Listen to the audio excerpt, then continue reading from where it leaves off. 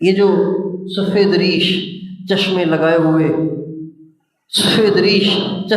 ہوئے بزرگ بیٹھے ہوئے، آپ ان سے پوچھیں کہ 50 سال پہلے پشاور کیسا تھا، 60 سال پہلے پشاور کیسا تھا، 70-80 سال پہلے پشاور کیسا تھا، یہاں کے نوجوانوں کا لباس کیسا تھا، ان کی شکلیں کیسی تھیں، ان کا انداز کیسا تھا، وہ کتنے اپنے ماں باپ کے با ادب تھے، وہ کتنے بڑوں کے با ادب تھے، ان کے اخلاق کتنے اچھے تھے، وہ کتنے با حیا تھے، وہ کتنے پاک دامن تھے، وہ کتنے پرہیزگار تھے، وہ کتنے مسجدوں میں آنے کے پابند تھے، وہ کتنے قرآن کے عاشق تھے۔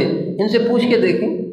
آپ ترقی نہیں کر رہے، ہم ترقی نہیں کر رہے میرے دوستو، شیطان نے دھوکہ دے دیا ہے کہ ہم ترقی کر رہے ہیں، ترقی نہیں کر رہے، نیچے جا رہے ہیں۔ الا ان وعد اللہ حق فلا تغرنکم الحیات الدنیا ولا یغرنکم باللہ الغرور۔ ہرگز دنیا سے دھوکہ نہ کھاؤ، اور ہرگز تمہیں شیطان دھوکے میں نہ ڈال دے کہ شیطان ہمیں پٹیاں پڑھا رہا ہے کہ میرے باپ تو ان پڑھ تھے، ماشاءاللہ میرے بچے تو ڈاکٹر بن گئے، میری ماں تو ان پڑھ تھی، میری ماں کو تو اپنا نام لکھنا بھی نہیں آتا تھا، اللہ کا شکر ہے میری ایک بیٹی انجینئر ہے، ایک بیٹی ڈاکٹر ہے، ایک بیٹی پروفیسر ہے۔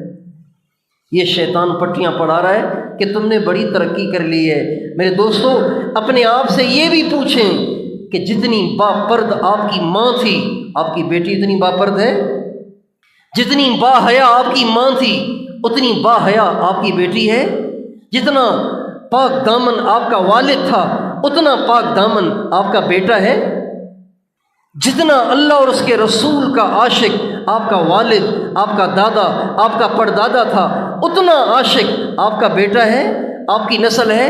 آج کی نوجوان نسل تو فساق کی عاشق بنی ہوئی ہے، فجار کی عاشق بنی ہوئی ہے، انہیں ڈانسر اچھے لگتے ہیں، انہیں سنگر اچھے لگتے ہیں، انہیں گلوکار اچھے لگتے ہیں، انہیں ایکٹر اچھے لگتے ہیں، انہیں حضور کا طریقہ پسند نہیں ہے۔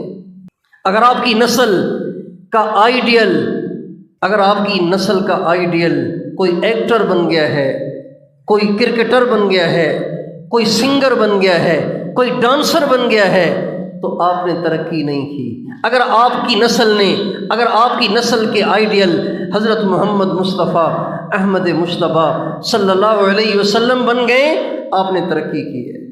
اس لیے کہ جو ترقی ہمارے آقا نے کی، ہمارے نبی نے کی، ہمارے نبی نے جو ترقی کی، دنیا کا کوئی انسان وہ ترقی نہیں کر سکتا ہے؟ جو ترقی حضور نے کی کوئی ایسی کر سکتا ہے؟